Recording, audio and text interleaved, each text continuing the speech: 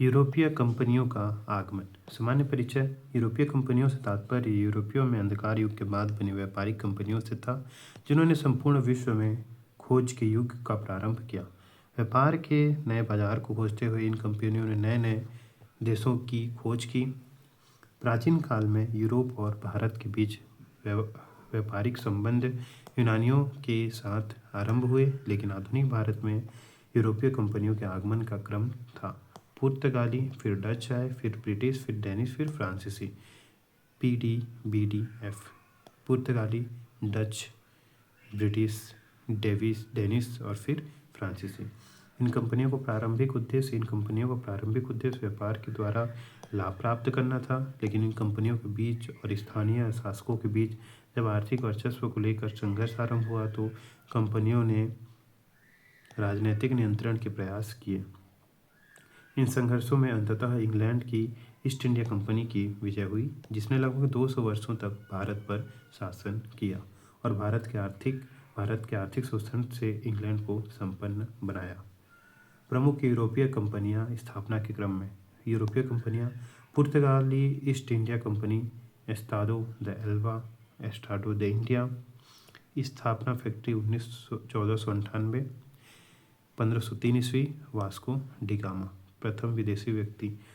अंग्रेजी East India Company, the governor and company of merchant of London trading in to the East Indies, 1608 ईस्वी। Captain Hawkins. Dutch East India Company, वेरीगिडे ओस्ट इंडीसे company, वेरीडिगे ओस्ट इंडीसे कंपनी, 1602 स्थापना और फैक्ट्री 1605 ईस्वी में। Cornelius Houtman, 1596। Danish East India Company, 1616 में स्थापना, 1620 में फैक्ट्री। फ्रांसीसी ईस्ट इंडिया कंपनी देश इंडेस ओरिएंटलेस काल बर्ड 1664 में आई, 1668 में फैक्ट्री स्थापना। यूरोपीय कंपनियों की स्थापना क्रम और भारतीय यूरोपियों के आगमन का क्रम अलग अलग हैं, क्योंकि कंपनियों की स्थापना उनके अपने देश में हुई थी। पुर्तगाली कंपनी, एस्तादो द इंडिया। आगमन। भारत आने वाला प्रथम यूरोपीय यात्री वास्को डी गामा था, जो 90 दिनों की समुद्री यात्रा के बाद अब्दुल मलिक नामक गुजराती पथ प्रदर्शक की सहायता से 20 मई 1498 ईस्वी को कलिकट, भारत के समुद्री तट पर पहुंचा। वास्को डी गामा की यात्रा के समय कलिकट के शासक जमोरिन तथा भारत का शासक सिकंदर लोधी था। वास्को डी गामा ने कलिकट के राजा से व्यापार का अधिकार प्राप्त किया, जिसका अरबी व्यापारियों ने विरोध किया। विरोध का कारण अरबों के आर्थिक एकाधिकार को चुनौती थी। अंततः वास्को डी गामा जिस मसलों को लेकर वापिस स्वदेश लौटा, वह कारण अरबों के आर्थिक एकाधिकार को चुनौती थी। अंततः वास्को डी गामा जिस मसालों को लेकर वापिस स्वदेश लौटा, वह पूरी यात्रा की कीमत के 60 गुने दामों पर बिका। इस घटना ने पुर्तगाल व्यापारियों को भारत आने के लिए आकर्षित किया। पुर्तगालियों ने पूर्व से के साथ व्यापार हेतु एस्टाडो द इंडिया नामक कंपनी की स्थापना की गई। वास्तव में पोप अलेक्जेंडर 6 द्वारा 1453 में ही पूर्वी सामुद्रिक व्यापार हेतु आज्ञा पत्र दे दिया गया था। 1500 में पेड्रो अल्वारेज कैब्राल के नेतृत्व में 2 जहाजी बेड़े भारत आए।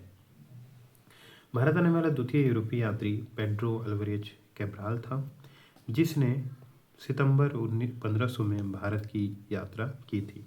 वास्को डी गामा 1502 ईस्वी में पुनः भारत आया, जिसके बाद पुर्तगालियों का भारत में निरंतर आगमन हुआ। व्यापार एवं प्रशासनिक नियंत्रण। पुर्तगालियों की पहली फैक्ट्री कलिकट में स्थापित हुई, जिसे जमोरिन द्वारा बाद में बंद करवा दिया गया। 1503 में काली मिर्च और मसालों के व्यापार पर एकाधिकार प्राप्त करने के उद्देश्य से पुर्तगालियों ने कोचीन के पास अपनी पहली सफल व्यापारिक कोठी फैक्ट्री 1503 ईस्वी में बनाई। इसके बाद कन्नूर 1505 में पुर्तगालियों ने अपनी दूसरी फैक्ट्री बनाई। फैक्ट्रियों के प्रशासन और व्यापार पर प्रभावी नियंत्रण के लिए पुर्तगाली कंपनी द्वारा विभिन्न प्रशासकों को भारत भेजे जाने लगा। इन्हें पुर्तगाली गवर्नर के नाम से जानते हैं। कुछ प्रमुख गवर्नर का विवरण निम्नानुसार है। फ्रांसिस्को डी अल्मीडा 1505 से 1509 ईस्वी। अल्मीडा को भारत का प्रथम पुर्तगाली गवर्नर बनाया गया। अल्मीडा ने तुर्की, गुजरात, मिस्र की सेना को पराजित कर द्वीप पर अधिकार कर लिया। अल्मीडा को ब्लू वाटर पॉलिसी, शांत जल की नीति का जनक माना जाता है, जो हिंद महासागर पर नियंत्रण की नीति थी। शांत जल की नीति का प्रमुख उद्देश्य समुद्र के क्षेत्र में अपने आप को मजबूती से स्थापित करना था। अल्फ्रांसो डी अल्बुकर्क 1509 से 1515 ईस्वी। अल्बुकर्क दूसरा पुर्तगाली गवर्नर था। इसे भारत में पुर्तगाली साम्राज्य का वास्तविक संस्थापक माना जाता है। 1505 ईस्वी में बीजापुर के शासक यूसुफ आदिल शाह से गोवा प्राप्त किया, जो भारत में पुर्तगाली केंद्र के रूप में स्थापित हुआ। 1511 ईस्वी में एशिया एवं दक्षिण अफ्रीका दक्षिण एशिया के व्यापारिक प्रवेश मार्ग क्रमशः हुर्मुज और मलक्का पर अधिकार कर लिया। सेना में भारतीयों की भर्ती की तथा पुर्तगालियों को भारतीय महिलाओं के साथ विवाह करने के लिए प्रोत्साहित किया। इसने अल्मीडा की ब्लू वाटर पॉलिसी को बंद करवाया। अल्बुकर्क के समय विजयनगर का अत्यंत प्रसिद्ध शासक कृष्णदेवराय था, जिसके साथ इसके बहुत अच्छे संबंध थे। नीनो डी कुन्हा 1529 से 1538 ईस्वी। अल्बुकर्क के बाद अगला महत्वपूर्ण पुर्तगाली गवर्नर नीनो डी कुन्हा था।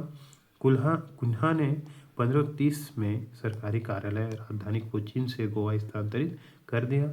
उसने सेंथोमा मद्रास के निकट, दीव काठियावाड़ और हुगली बंगाल में पुर्तगाली बस्तियां स्थापित की। इसका गुजरात के शासक बहादुर शाह से बेसिन के प्रश्न पर युद्ध हुआ, जिसमें बहादुर शाह पराजित हुआ। कुन्हा ने 1534 ईस्वी में बेसिन और 1535 ईस्वी में द्वीप पर अधिकार कर लिया। नीनो डी कुन्हा हिंद महासागर में व्यापारी का अधिकार कर लिया था। कॉटेज पद्धति लागू की, जो एक प्रकार का लाइसेंस या परमिट था, जो हिंद महासागर मार्ग से गुजरने वाले जहाज़ों को पुर्तगालियों से प्राप्त करना होता था। पुर्तगाल अधिकृत क्षेत्रों में व्यापार के लिए अकबर को भी कार्ड्स प्राप्त करना पड़ा था।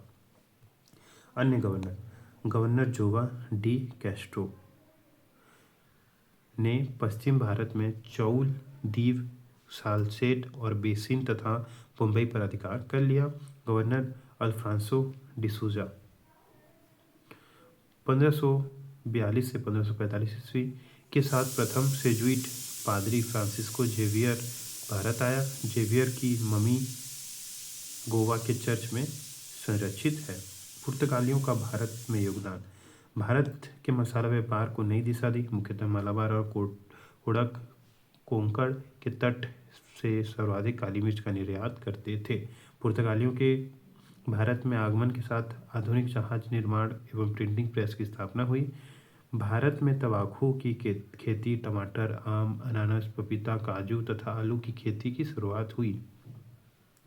गोथिक स्थापत्य कला भी पुर्तगाली की ही देन है। इसमें कोचीन और गोवा के भव्य चर्चों का निर्माण कराया गया। पुर्तगाली गोवा, दमन और दीव पर 1961 ईस्वी तक शासन करते रहे, जो भारत के पुर्तगाली संस्कृति के केंद्र हैं। पुर्तगालियों का पतन। भारतीय जनता के प्रति धार्मिक असहिष्णुता की भावना और ईसाईकरण के प्रयास। पुर्तगाली वायसराय पर पुर्तगाली राजा का अधिक नियंत्रण और स्वायत्तता की कमी। कंपनी द्वारा गुप्त रूप से व्यापार करना तथा डकैती और लूटमार को अपनी नीति का हिस्सा बनाना। अन्य व्यापारिक कंपनियों के साथ प्रतिस्पर्धा। प्रारंभिक में डचों ने इनसे कोची छीना और मुंबई इन्होंने अंग्रेजों को दहेज में दे दिया।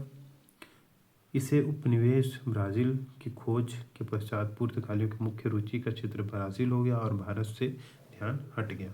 डच वेरिंग दे ओस्ट इंडीसे कंपनी VOC। आगमन। पुर्तगालियों के पश्चात डचों का आगमन हुआ। डच हॉलैंड वर्तमान नीदरलैंड के निवासी थे। 1596 में Cornelis de Houtman Cape of Good Hope होते हुए सुमात्रा तथा बांटेक पहुंचने वाला प्रथम डच नागरिक था। 1609 में डच कंपनी वेरिंग दे ओस्ट इंडसे कंपनी वीओसी की स्थापना हुई, जिसे डच संसद ने एक चार्टर जारी करके कंपनी को युद्ध करने, संधि करने, इलाके जीतने और किले बनाने का अधिकार दे दिया था। बाद में विभिन्न डच कंपनियों को मिलाकर United east India company of Netherlands के नाम से एक विशाल व्यापारिक संस्थान की स्थापना हुई, जिसने भारत के मसाले और वस्त्र व्यापार पर नियंत्रण कर लिया। डचों की व्यापारिक उपलब्धियां। डचों की पहली फैक्ट्री 1605 में पूर्वी तट पर मछलीपट्टनम में स्थापित हुई, जहां से वे अपने सिक्के भी डालते थे, परंतु आगे चलकर नागपट्टनम को मुख्यालय बना दिया। भारत के वस्त्र को निर्यात की वस्तु बनाने का श्रेय डचों को जाता है। डचों ने भारत में कोरोमंडल समुद्र तट पर, बंगाल, बिहार एवं उड़ीसा में व्यापारिक कोठियाँ फैक्ट्रियाँ स्थापित की। भारत में उनकी महत्वपूर्ण फैक्ट्रियाँ पुलिकट, सूरत, कालीकट, चिंसूरा, कासिम बाजार, बालासोर, कोच्चि आदि में थीं। डचों की अधिकांश व्यापारिक फैक्ट्रियाँ पूर्वी तट पर थी, क्योंकि ये इंडोनेशिया से भी जुड़े थे। डचों द्वारा भारत से नील, सोरा और सूती वस्त्र का निर्यात किया जाता था। इनके काल में सूती वस्त्र निर्यात शीर्ष पर पहुंच गया। कासिम बाजार में इन्होंने रेशम का उद्योग स्थापित किया, जिसमें भारत में पहली बार वेतनभोगी औद्योगिक कर्मी रखे गए। भारत के साथ व्यापार के लिए सर्वप्रथम संयुक्त पूंजी निवेश डचों ने ही प्रारंभ की थी। इनकी व्यापारिक व्यवस्था सहकारिता पर आधारित था, जिसे कॉटेज सिस्टम कहा गया। डचों ने पुलिकट स्थित गेल्ट्रिया के दुर्ग के अतिरिक्त सभी डच बस्तियों में कोई भी किलेबंदी नहीं की थी। चिंसूरा के डच किले को गुस्ताउस फोर्ट का नाम के जाना जाता है। डचों ने पुलिकट में स्वर्ण निर्मित पैगोडा सिक्के का प्रचलन कराया। डचों ने भारत में पुर्तगालियों को समुद्री व्यापार से लगभग निष्कासित कर दिया।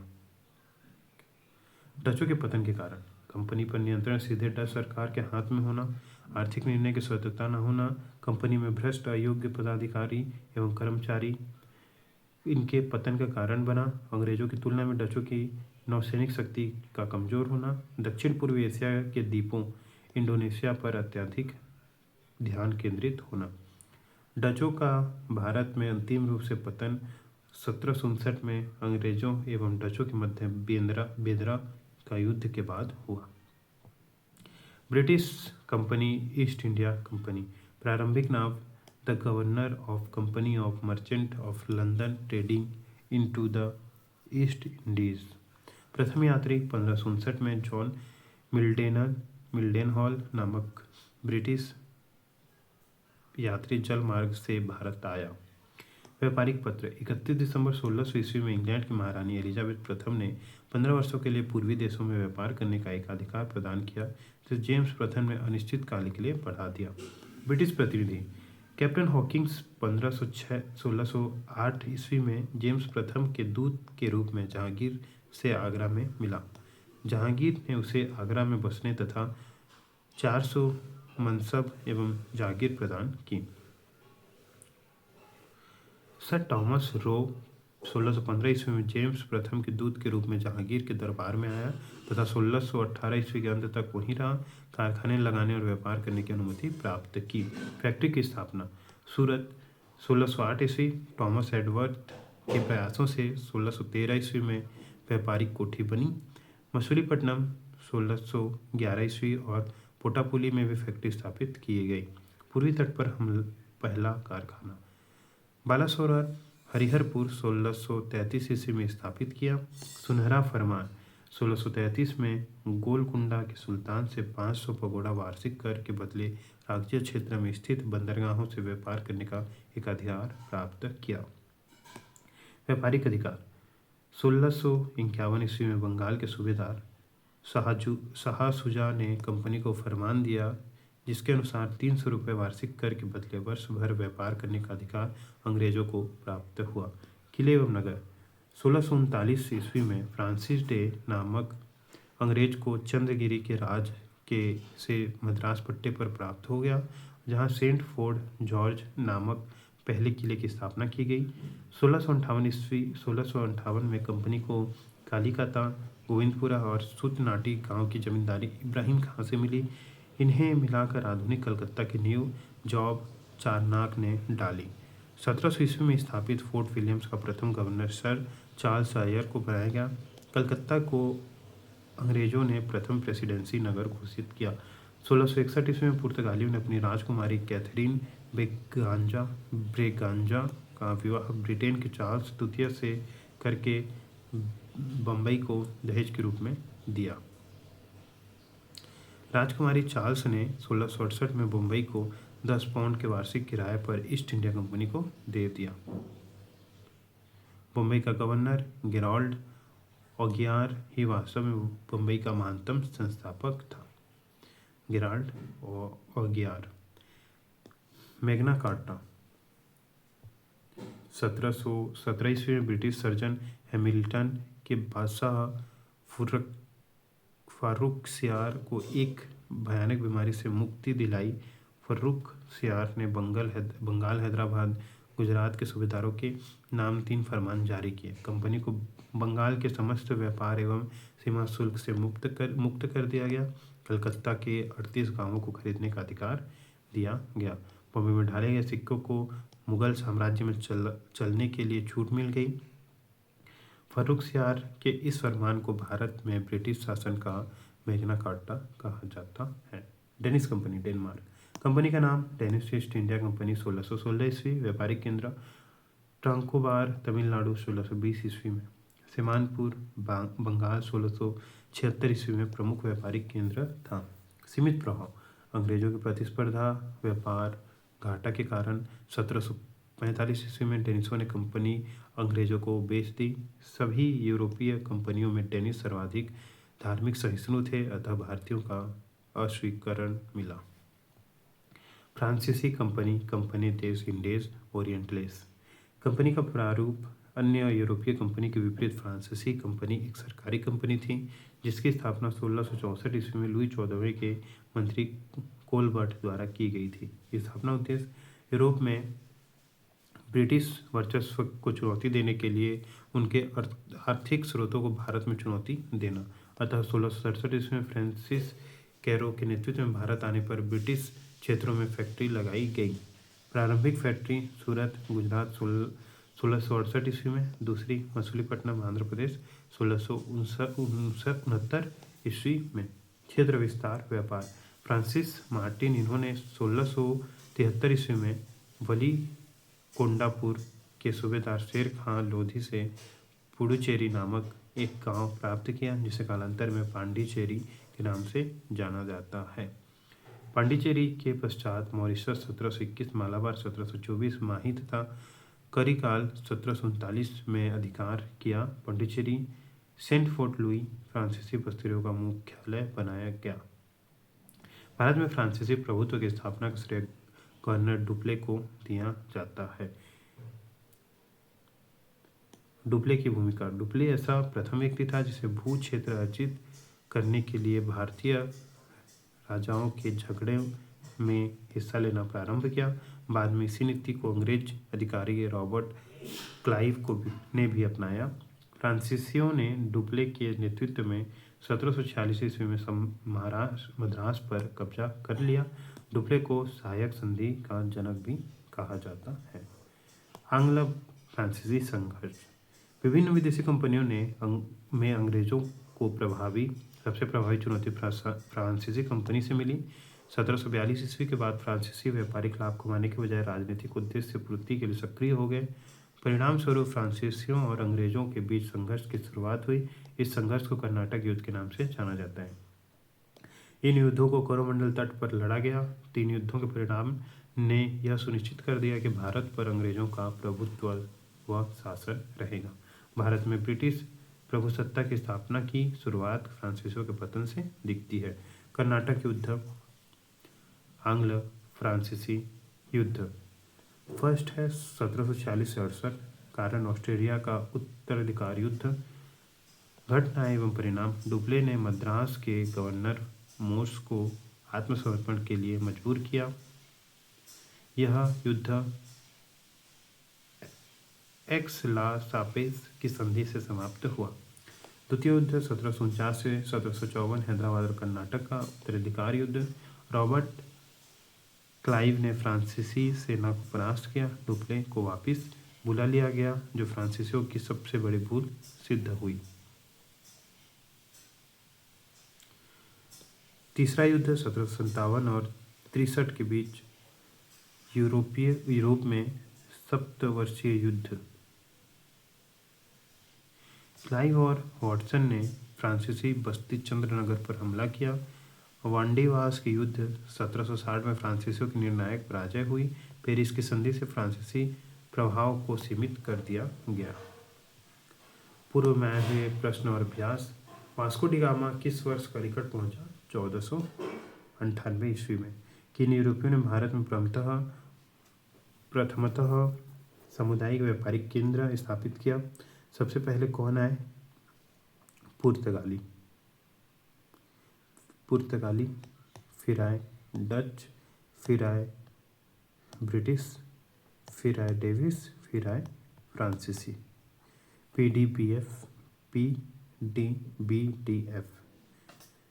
निम्नलिखित में से कौन सा कलकत्ता का संस्थापक था? कलकत्ता का संस्थापक जो था वो कौन था? गेरोल्ड अंगियार। ईस्ट इंडिया कंपनी की प्रथम फैक्ट्री स्थापित कहाँ की गई? ईस्ट इंडिया कंपनी की प्रथम फैक्ट्री जो थी वो गोवा में स्थापित की गई। सूरत में स्थापित की गई। इनमें से किसे भारत के फ्रांसीसी कंपनी का संस्थापक माना जाता है? संस्थापक किसे माना जाता है? Franco Martin. नहीं, फ्रैंको मार्टिन नहीं, कार्ल बर्ट को माना जाता है। तो इसको एक बार और देख लेते हैं, फिर क्वेश्चन को सॉल्व करेंगे।